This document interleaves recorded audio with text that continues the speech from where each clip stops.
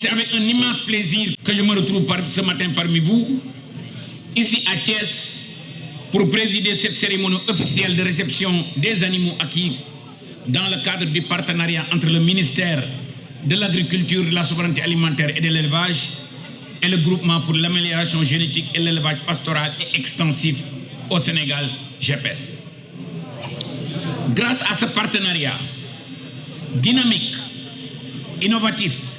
les éleveurs pastoraux à travers le GPS à importer du Brésil ont l'eau très important que j'ose dire en toute modestie qui a encore battu des records. On est parti de 300 bêtes à 1050 bovins de race à haut potentiel génétique en viande et en lait répartis ainsi. 400 taurillons Gouzerat, 350 génisses gestantes Gouzera, 3 génisses gestantes Girlando, au total 1050 têtes de bétail. Donc nous disons un grand merci à son Excellence le Président de la République, au Premier ministre et à tout le gouvernement. Mention spéciale à mon collègue et frère, le ministre des Finances et du Budget, Cheikh Diba, qui n'a ménagé aucun effort pour nous accompagner. Cette opération est réalisée grâce à la subvention de montant de 1,450 milliard que l'État a octroyé aux éleveurs qui sont inscrits dans le budget alloué au ministère de l'Agriculture, de la Souveraineté alimentaire et de l'Élevage au titre de l'année budgétaire 2025. Cet appui a permis la cession des animaux aux bénéficiaires à un prix subventionné de 50% du coût par sujet. Pour rappel, et à titre de comparaison, la première opération de GPS avait permis en 2023 l'importation de 300 taurillons Gouzerat avec une subvention de 675 millions. Cela donnait d'une hausse de 114% de la subvention. Il faut mbamtu ko ci wolof. Li dëkk bi di nit ñi nee nañ dëkk bi dafa metti. Son Excellence le Président de la République ak Premier ministre bi jox ndigal ministère des Finances jox ma ndigal ne ma 300 Gouzerat yi yóbbu ko 1050 avion nga leen doon jëlee indi leen ci bateau ndax mu gën a yomb. Donc nañu gërëm son Excellence le Président de la République gërëm Premier ministre bi ñaanal leen ndomba yi nga xam ne dañ leen ko takkal yàlla nañ ci am ndam parce que suñ ci amee ndam Sénégal mooy am ndam. Ces efforts consentis par l'État confirment l'intérêt et la place prépondérante que son Excellence le Président de la République et le Premier ministre accordent à l'élevage. Le ministre Gaye l'a bien rappelé. Nee na agriculture fu mu amee 130 milliards élevage war naa am lu ko toll wala lu ko ëpp mais dama leen bëgg a wax ne élevage bi am na ay projets yu mag yoo xam ne nii voté nañ leen approuvé nañ leen PNDS bokk na ci FSRP bokk na ci donc li ma leen di mën a garantir mooy que ne 1050 yi nañu ñaan yàlla dama wax waa école inter-état vétérinaire ne leen programme ANIPL yi programme GPS yi dem leen ngeen saytul ma ko ngeen lépp loo xam ne nii war nañ ko ci jubbanti ñu jubbanti ko toog ak éleveurs yi toog ak président Amadou Ba ANIPL toog ak honorable Arona Gallo Ba ak équipe technique yi ñu ne nan lañ koy corriger ba fi ñu bëgg a yóbbu élevage bi parce que man sama mébét sama objectif sama yéene ci élevage du 1050 sama yéene ak sama mébét ak sama ambition ci élevage bi 150 000 la parce que 150 000 yooyu moom mooy tax ñu am souveraineté alimentaire en def naa benn étude jox naa ko technicien yi étude boobu bi ma koy def joxuma ko doorewuma benn technicien man maa ko defal sama bopp ma ne technicien yi càmbara leen ma ko élevage bi surtout nag yi ngeen di gis Girlando yi soo ko yoree ni nga ko war a yore ñaari at dërëm boo ci dugal mun la ko indil mais à condition que nga dund ko ni nga ko war a dundalee santé bi ni nga ko war a tante te ñu nax tamit sàcc yi bàyyi ñu ko fa donc vol de bétail bi bàyyi leen suñu jurlandoo yi ak suñu goudiraay.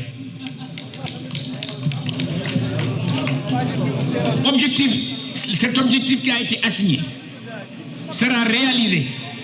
grâce à la mise en place de coopératives agricoles communautaires à orientation élevage qui seront le cadre d'une intensification des productions en vie et je n'ai aucun doute qu'on va le réaliser. Donc, mesdames et messieurs, chers bénéficiaires, la cérémonie qui nous réunit ce matin et qui a mobilisé tous les acteurs, tous les éleveurs, est d'une importance capitale à plus d'un titre, car la réception d'un effectif aussi élevé de races animales exotiques à haut rendement va notablement contribuer à renforcer le potentiel génétique de notre cheptel national et d'accroître la productivité animale. Mais comme le président Abdou Kane l'a rappelé, importer ces races locales ne veut pas dire que nous ne devons pas protéger les races endogènes. Je profite aussi de cette occasion pour féliciter le président Abdou Kane pour le brillantissime travail que vous êtes en train de faire dans l'élevage. À chaque fois que je reçois un ministre de l'élevage d'un autre pays, il me parle de l'ADOM. Et nous sommes en train de travailler. J'ai constitué une équipe technique pour protéger la race l'ADOM et d'en faire une affaire typiquement créée par les Sénégalais et titrée par les Sénégalais. Je vous encourage également à souscrire une police d'assurance. J'ai vu le président du CNAS, le DG du CNAS. Donc, allons dans le sens d'assurer ces belles bêtes. Djurgi Soko Dundele, le vétérinaire de santé animale binga respecté ko. Dang ko wara assurer. Auto bu baax ku ko jënd dang koy assurer. Donc maa ngi leen di recommander fortement ngeen assurer ko monsieur le DG yow tamit li ma lay sas éleveurs yi dañu ne yéen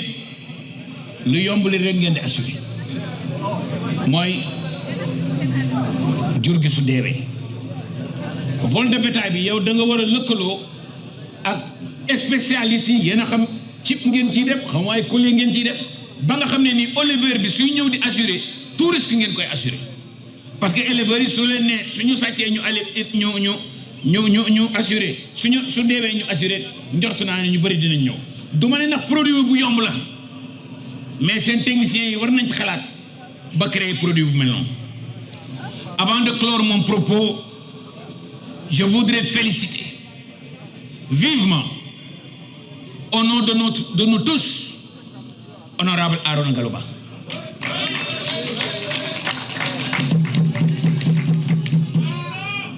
nit ñi dañuy wax ne Arona suma xarit la dama leen d'abord di tontu ma leen yàlla sax am na xarit parce que ñii def leen def ministre ñii mu def leen ay prophète ñii mu def leen leneen mais Arona du suma xarit Arona dama ko fekk muy liggéey ci ministère bi muy jàppale ci mbay mi di jàppale ci sàmm bi ma nekk ministre agriculture souveraineté alimentaire ak élevage mais kooku su ma ko jàppale woon kan lay jàppale donc monsieur le honorable député dañu bëgg nga indil ñu 150 Girlando 150 000 loolu nag damay lancer un appel à la diaspora lancer un appel aux Sénégalais lancer un appel au secteur privé national.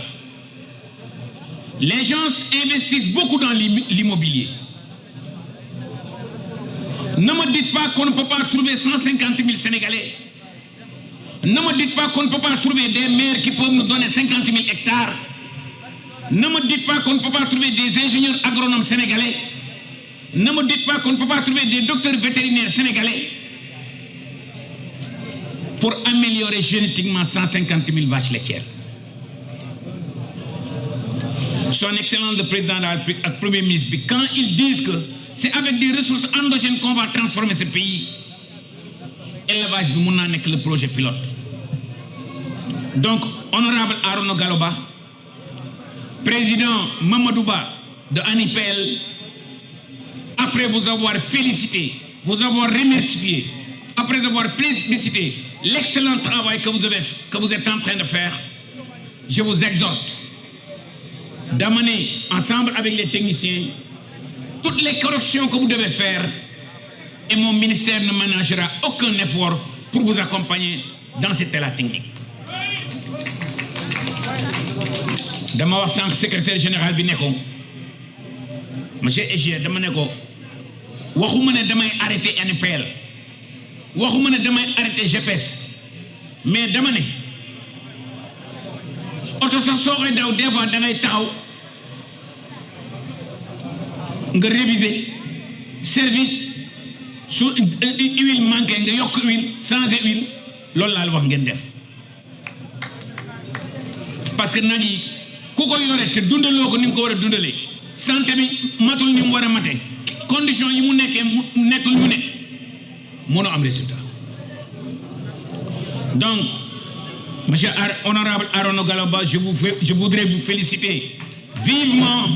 président du GPS. Nous vous félicitons, président de ANIPEL, nous vous félicitons pour le succès de l'opération, fruit de son engagement et de votre engagement et de votre abnégation, et à œuvrer pour le développement de l'élevage et la promotion des éleveurs, en particulier les acteurs du système pastoral. Fit dañu mako gëna may 300 lañ ko jëlé indi ko 1050 yalla nañ dem 10 000.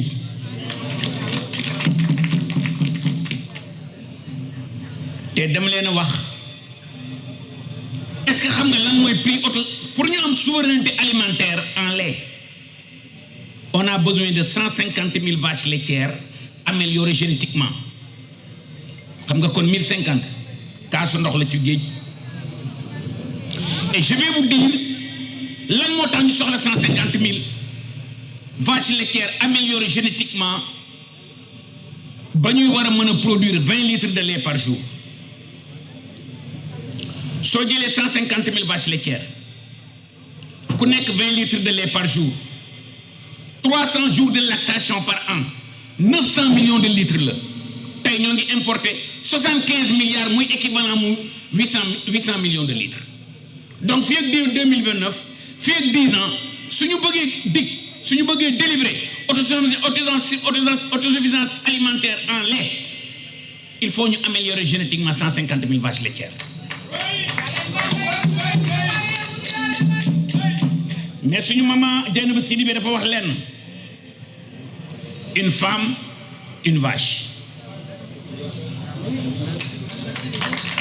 Dama ci yokk un jeune, une vache. Mais dama ci yokk aussi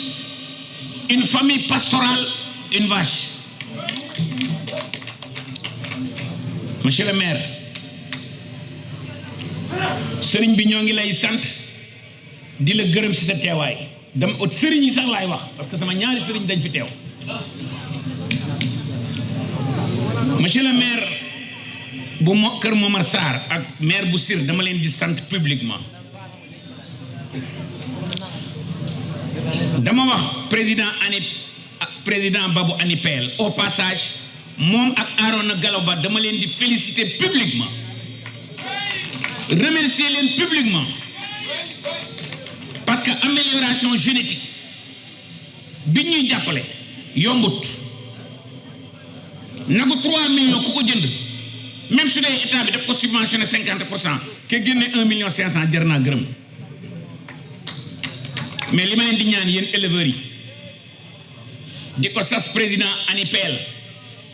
président Mamadou Ba, di ko sas GPS, di ko sas monsieur le ministre Gaye, yéen ñi nga xam ne nii ak docteur Fall,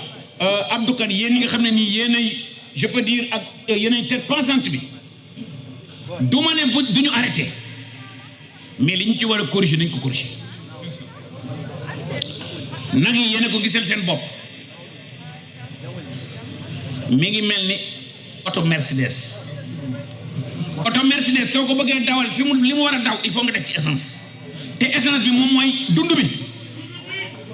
nag yi pour ñu produire 25 litres de lait wala 20 litres de lait par jour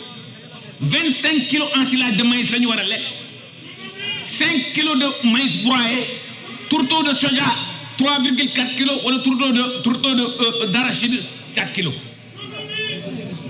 loolu monsieur le ministre yéen ñi nga xam ne yéen a seq affaire bi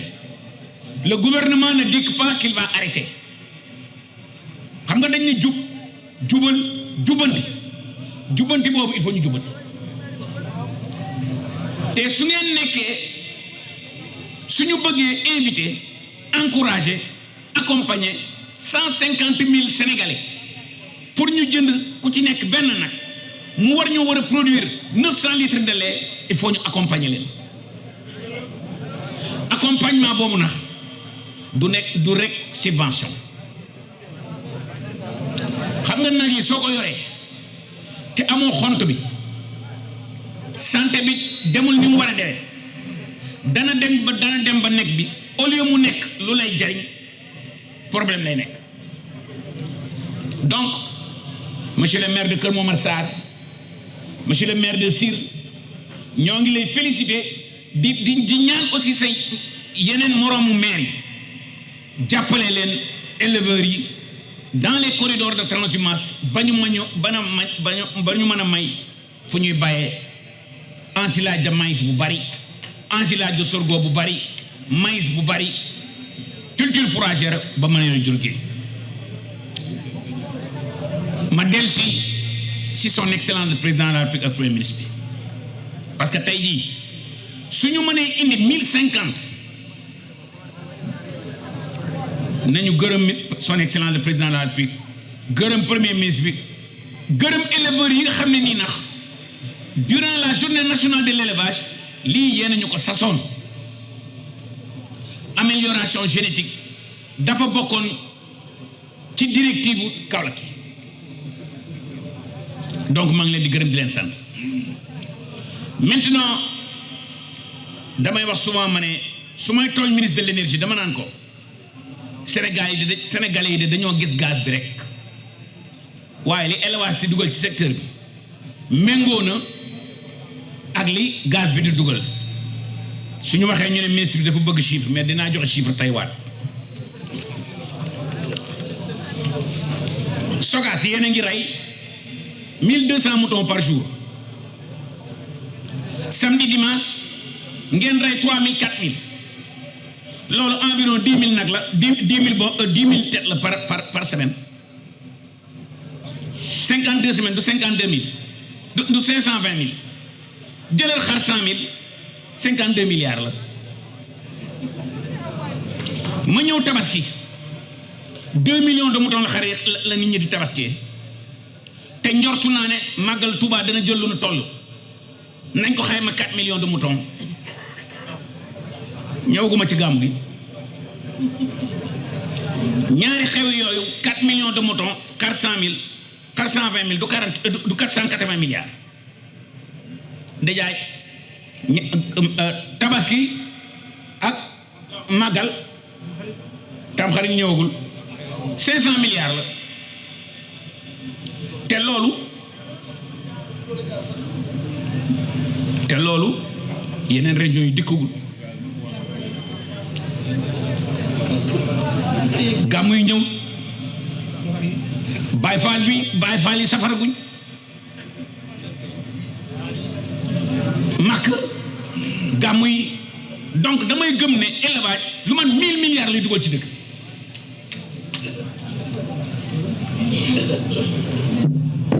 li tax ma bàyyi banque yi ñëw ci élevage bi xam naa ko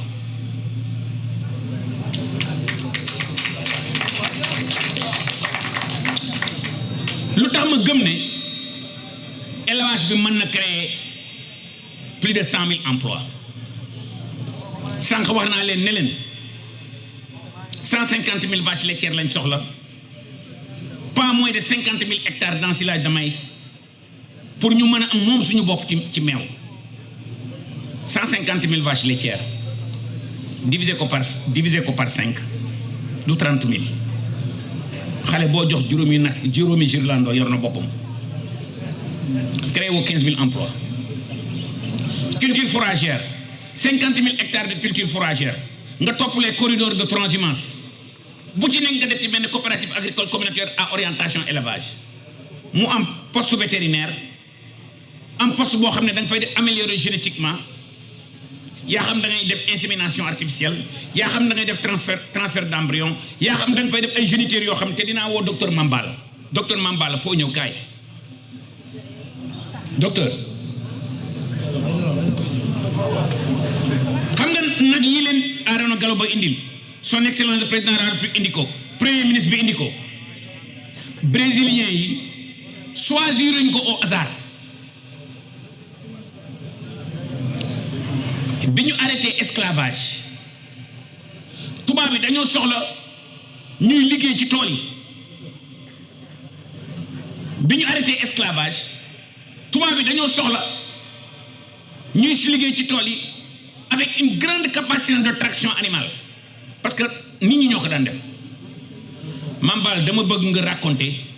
l'historique des Gouzra lu tax Gouzra yi gis ngeen ni ñu mel ni ñu amee jëmm ni ñu amee doole dafa am lu tax dama bëgg nga raconter histoire u Jirlando lu tax Jirlando parce que dañoo jël la gire indienne nga xam ne am na doole ñu croiser ko ak Holstein hollandaise Mercedes su lay parce que condition climatique yi am Brésil peut-être yenn race européenne mënuñu ko supporter maintenant docteur je vous donne la parole pour que techniquement nga wax lu tax Jirlando yi allez-y. Donc ma dugg dans le vif du sujet tey su ñuy wax en fait production laitière au Brésil li koy assuré moom mooy Jirlando yi te aujourd'hui le Brésil moom mooy le 5e pays rang mondial en termes de production laitière te Jirlando yi ñoom ñooy assurer la production de 36,6 millions de tonnes de lait qui fait que le Brésil est aujourd'hui le 5e rang mondial, n'est-ce pas, en termes de production laitière. Le Brésil en fait c'est un pays tropical donc ñoom lan la def dañuy naka la ñuy penser ay solutions endogènes yi nga xamante ni au lieu que ñuy dem di jéggaan di ut ay races européennes di ko indi dans un contexte qui n'est pas adapté naka la ñuy xalaatee pour créer en fait une race adaptée à nos contextes donc ci lañu xalaat ba trouver race bi nga xamante ni moom mooy Jirlando comme ni ko monsieur le ministre waxee Jirlando mi ngi jógee ci race gire bu ñu importer n'est-ce pas fële Inde croiser que ak Holstein n'est-ce pas pour pouvoir avoir li nga xamante ni moom mooy Jirlando et ça c'est une initiative bi nga xamante ni brésiliens yi ñu ngi ko def en 1940 boobu ba léegi brésiliens en fait ñu ngi nekk dans une logique d'amélioration génétique donc di améliorer en fait le sang Jirlando et aujourd'hui on a des Jirlando yi nga xamante ni seen production laitière ci durée de lactation 300 jours c'est entre 3000 ba 7500 kilos de lait et en 2019 je pense Aboukan wax na que il y a eu une vache Jirlando bi tudd Marilia Five qui a fait une production record de 127 litres de lait en une seule journée donc pour dire en fait que c'est une race bi nga xamante ni vraiment adapté na n'est-ce pas ci suñu contexte ñeme na coono naka la tudd résistant na ci ay li nga xamante ni mooy parasite ak ay feebar mais nekk na aussi li nga xamante ni productif na bu fekkee yore nañ ko ci anam yi nga xamante ni comme ni ko monsieur le ministre waxee surtout alimentation bi en général man su ma laajee problème élevage yàlla damay ni élevage ñetti problème la am vétérinaire là mais damay le problème c'est l'alimentation le deuxième c'est l'alimentation le troisième en fait c'est l'alimentation et je pense que le ministre a beaucoup insisté n'est-ce pas sur cet aspect et beneen affaire bi nga xamante ne aussi Jirlando am na ko mooy surtout précocité bi en termes de reproduction te aujourd'hui une vache Jirlando à 2 ans et demi en fait mun na jur ça veut dire que à 15 mois mun na def en fait sa reproduction donc ça en fait ce sont des éléments yi nga xamante ni yu ñu war a jël en compte la éleveurs yi xam quelle est la valeur technique de li nga xamante ni moom la ñu yore pour que ñu mën ko valoriser n'est-ce pas au mieux du ma guddal foofu ba ñëw ko en fait ci Gouzera bi comme ni mu ko waxee en fait Gouzera a été introduit au Brésil en 1870 et je pense que le ministre a rappelé le contexte parce que période bi nga xamante ni ñu ngi doon arrêter esclavage yi te boo leen xamee Brésil c'est un pays bi nga xam ne dafa am tradition de production de café donc ñuy xalaat naka la ñuy remplacer esclaves yi pour que ñu am benn force de traction bi nga xamante ni dina mën a tirer li nga xam ne mooy charrette de café yi donc ci doon xalaat ni nan dem ba Inde parce que ba ñu étudier gis nañ ni que dafa am benn animal bi nga xamante ne benn bovin bi nga xamante ne dafa massif am doole te bu taxawee ñaari wey dañuy samp ci suuf si ci anam yi nga xamante ni lu mu xëcc n'est-ce pas day dem donc ci noonu lañ def n'est-ce pas dugal Gouzera di ko liggéey di ko améliorer ba am li nga xamante ne n'est-ce pas moom mooy Gouzera wu léegi nii te Gouzera bi pour la même chose aussi que li nga xamante ni moom mooy na ko tudd Girolando bi ils l'ont travaillé ba nga xamante ni en termes de reproduction la vache Gouzera à 2 ans et demi 3 ans mën na jur son premier veau alors que ñun il faut nga attendre xaar ak nos races locales 5 ans 6 ans quelquefois 7 ans pour que n'est-ce pas nag bi am n'est-ce pas veau bi les mâles à 1 an et demi 2 ans en fait mën na def n'est-ce pas seen première saillie pour dire en fait que vraiment avec l'initiative de monsieur le ministre ak li GPS en fait liggéey c'est-à-dire c'est de la génétique en fait de qualité moom nañu def n'est-ce pas à la disposition en fait des éleveurs en fait pour gàttal rek parce que li ñu ci mën a wax vraiment yaa ci doon Monsieur le ministre, je voudrais vous dire notre plaisir de vous voir encore ce matin à notre côté. Votre présence nous honore et témoigne de toute l'importance que vous accordez au secteur de l'élevage, monsieur le ministre. Le GPS et les éleveurs du Sénégal, par ma voix, vous saluent et vous remercient infiniment, monsieur le ministre. En effet, grâce au soutien du gouvernement, nous mourons de faire une opération jamais réalisée. Au total, nous avons importé 1050 animaux de qualité, 400 géniteurs, 350 jeunesses gestantes, 300 Girolando gestantes. Plusieurs ont des amis bas, ce qui constitue un bon signe et un grand espoir de réussite de notre action. Monsieur le ministre, pour la réussite de l'opération, le gouvernement du Sénégal a subventionné les éleveurs à hauteur de 50%. Mieux, cette subvention a été versée intégralement 4 mois avant l'arrivée du bateau, ce qui a permis d'accélérer l'importation et de réussir l'opération. C'est une preuve de la volonté du gouvernement d'accompagner les éleveurs dans la voie de la modernisation. C'est pourquoi, au nom des éleveurs du Sénégal, j'exprime notre reconnaissance au président de la République, son Excellence Bassirou Diomaye Diakhar Faye. Nous le félicitons pour sa vision pour le secteur de l'élevage. Permettez-moi aussi de saluer et de féliciter le Premier ministre Ousmane Sonko pour son engagement pour le secteur de l'élevage. Quant à vous, monsieur le ministre de l'élevage Mabouba Diagne, les éleveurs du Sénégal vous réitèrent leur reconnaissance. Vous êtes un ministre qui est sur le terrain. Vous écoutez les acteurs et vous accompagnez dans toutes nos activités. Mon très cher frère Allah Jaram Adjaram. Mesdames, Messieurs, avec cette opération, les éleveurs du Sénégal entendent apporter leur contribution à l'amélioration des productions de lait et de viande, à l'amélioration génétique du cheptel, à la diminution de la facture laitière et à l'autosuffisance alimentaire. C'est le lieu de vous dire que les éleveurs sont engagés pour la réussite des politiques agricoles. Lors de cette opération, monsieur le ministre, nous avons noté un intérêt et une forte demande. Avec le soutien du gouvernement, nous comptons faire une nouvelle opération. Pour cela, le GPS est à votre disposition, monsieur le ministre. Monsieur le ministre, l'importation continue de ces animaux à haut rendement nécessite de fortes mesures d'accompagnement. En effet, les races importées sont disséminées dans tout le pays. Elles ont besoin d'une grande disponibilité en eau et en aliments pendant toute l'année, monsieur le ministre. Comme vous le savez, monsieur le ministre, Dans des zones comme la zone sylvopastorale, on note la rareté des pluies avec des conséquences sur le fourrage et la disponibilité de l'eau. C'est pourquoi, Monsieur le ministre, nous demandons de l'eau en qualité et en quantité pendant toute l'année. Pour cela, des forages pastoraux solaires à grand débit, Monsieur le ministre, et surtout revitaliser les vallées fossiles, Monsieur le ministre. Cela va permettre de développer la culture fourragère et assurer une alimentation correcte du cheptel, Monsieur le ministre. Ce qui permet aussi de fixer les éleveurs et de diminuer la transhumance. Il faut aussi, Monsieur le ministre, mener des actions vigoureuses contre le vol du bétail. Beaucoup d'éleveurs ont peur d'investir à cause du vol du bétail, Monsieur le ministre. Pour lutter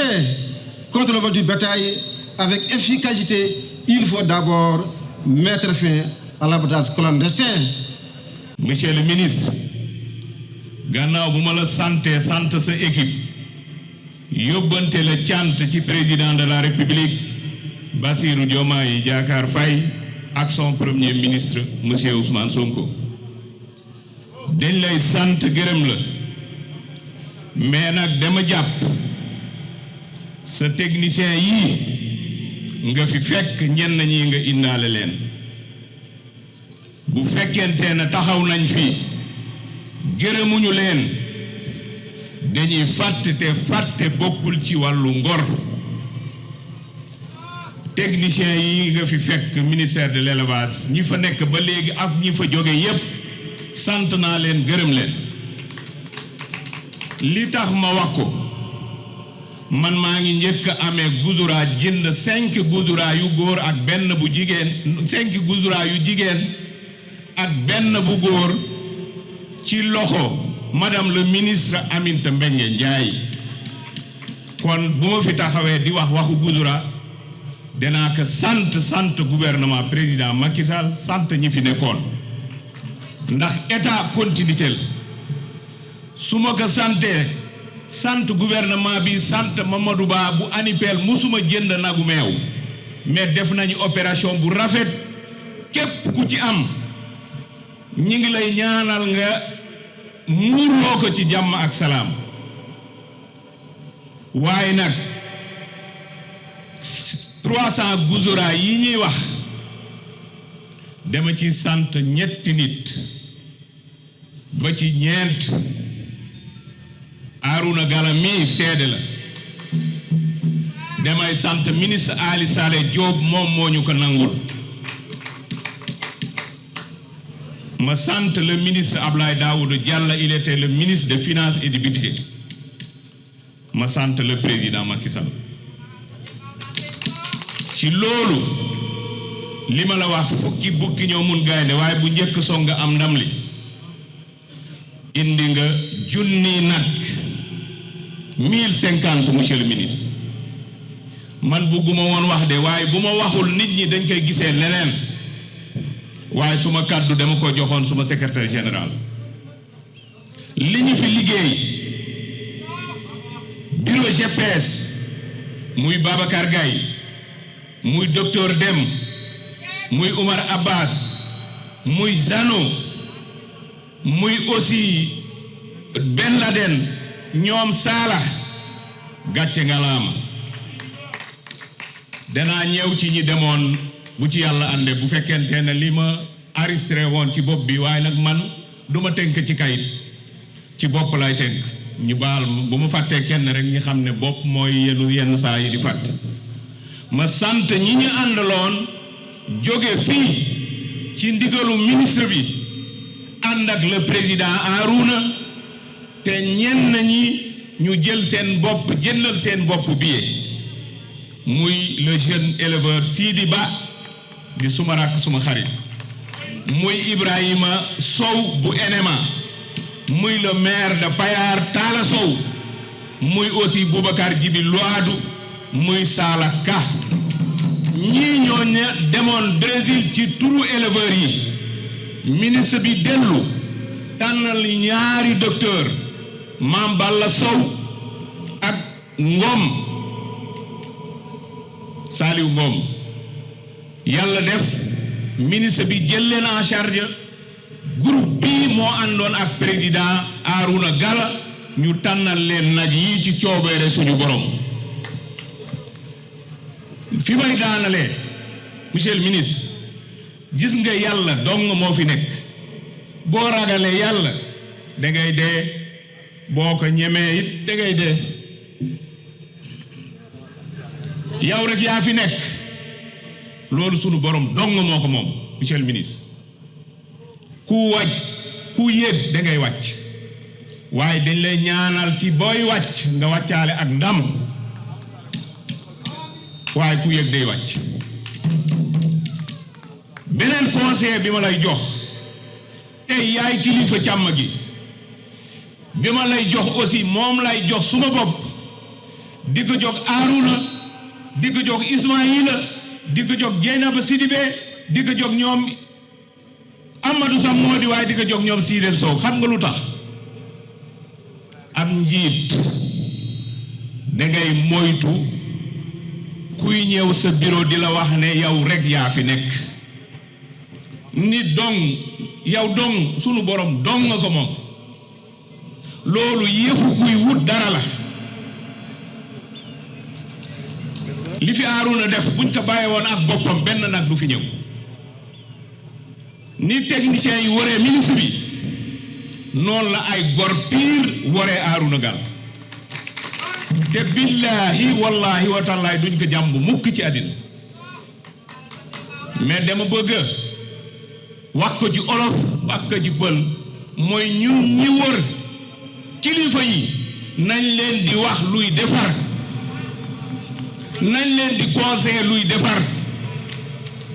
boo gisee ministre bi te ñi ko war wër wëruñu ko